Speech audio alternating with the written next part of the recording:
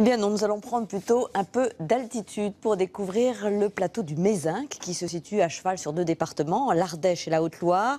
C'est un lieu merveilleux pour les randonneurs l'été et des paysages rudes et enneigés l'hiver. Didier Guyot et Frédéric Marchand nous emmènent dans cette petite Sibérie, c'est ainsi qu'on l'appelle.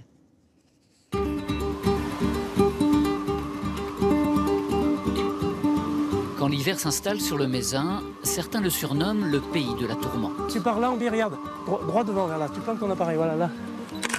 Claude Fougérol est photographe. Il aime arpenter ce Mézin que justement d'autres préfèrent à fuir. Mais il sait aussi que quand la tourmente se déchaîne, quand la burle souffle, nul ne peut résister. On a vu je sais pas combien de gens se réfugier et dire aux gens j'abandonne la voiture en plein milieu, je suis à tel endroit. Jusqu'au lendemain, plus personne bouge et puis on vient avec un tracteur et on se débrouille de sortir la personne. Mais on s'en rappelle toute sa vie. Hein. C'est le pays où le climat du sud affronte le climat du nord. C'est le pays des congères l'hiver, mais aussi celui des prairies fleuries l'été. Mais qu'importe la rudesse et l'austérité. C'est le geste qui est très bien, ça ira très bien. Tac. Car c'est aussi le pays où certains aiment vivre. Voilà, génial. Regarde vers moi comme si on discutait. Bon, c'est bien toi ça. Voilà. Il y a 12 ans de cela, Christine, la fermière venue tout droit des Vosges, s'est installée ici avec ses animaux et elle s'est adaptée. J'ai jamais eu aussi froid qu'ici, ouais, c'est vrai. On a des équivalences avec le vent qui sont quasi sibériennes. Certains jours, évidemment. Mais j'ai changé de vêtements. J'ai fini par comprendre qu'il fallait changer de vêtements. Après plusieurs mois de travaux, Christine a transformé sa ferme en gîte, ouvert toute l'année. Et à sa table se côtoient anciens du village et randonneurs. Le Mézin, ce fut pour elle un coup de cœur. Le cœur a ses raisons que la raison n'a pas, voilà. Il y a un moment, je me suis dit, tu y penses trop, il faut le faire. Donc je sais pas, je pense que c'est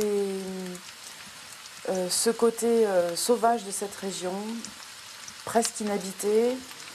Et on sent quelque chose, enfin moi j'ai senti quelque chose que j'ai rarement vu ailleurs, dans d'autres montagnes de France en tout cas.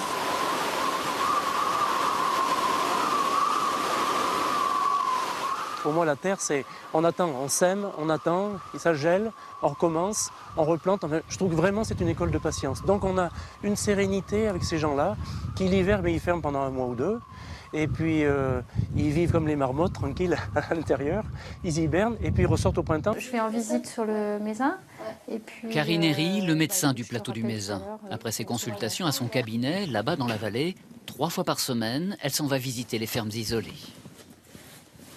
C'est un privilège que de pouvoir être au plus près des gens chez eux et d'avoir ce rôle social, de psychologue qu'ont normalement les médecins de campagne. Karine a quitté la région parisienne il y a 15 ans de cela. Amoureuse de nature et de sport, elle a tout de suite aimé ces paysages tourmentés et le sourire de ses habitants qui lui ouvrent leurs portes. Entrez, entrez, docteur. Eh ben oui, le docteur. Visite chez Maria, 92 ans, heureuse de vivre dans son village. D'ailleurs, ne dites pas aux habitants du Mézin qu'ils vivent au bout du monde, loin de tout. Ils sont dans un monde différent, c'est tout. Bon, elle est parfaite, l'attention. Attention, jeune fille. 12-6. On est bien dans la montagne. Il faudrait un peu plus de monde pour jouer à la couèche. Ah oui, voilà, un peu plus de monde pour jouer à la couèche tous les jours. On n'est plus à l'après-guerre et on a des moyens de locomotion, des chasse-neige qui nous ouvrent la route, même si ce n'est pas au quotidien. On a quand même des facilités d'échange qui rendent la vie très agréable. Donc je pense qu'on a des clichés en tête qu'il faut surtout arriver à combattre. La tournée de Karine n'est pas terminée, en route pour d'autres villages, toujours plus loin, toujours plus haut. Ça va Bernard? Retour avec Claude et ses portraits du Mézin. Impossible pour lui de ne pas immortaliser un éleveur, son troupeau et la viande emblématique du plateau, le fin gras du Mézin. Depuis des siècles, ici, les vaches se nourrissent de foin naturel, un mélange de plantes et de goût.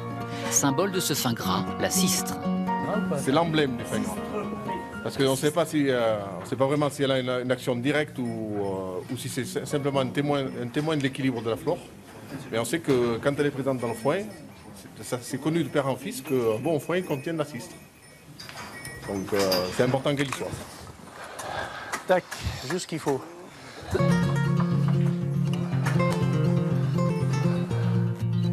Ils sont nés ici, donc pour eux, ça pose pas de problème. Hein. On a un a priori quand on arrive ici en se disant c'est quand même un coin circulé, tout ça, mais c'est vraiment génial. Hein. Moi, je les comprends complètement. Allez, on tape dans la main. Fin de notre parenthèse là-haut, au pays de la tourmente. Mais qu'on ne s'y trompe pas à l'intérieur, dans les maisons ou les étables, nulle tourmente, au contraire, que du vrai et de la chaleur humaine.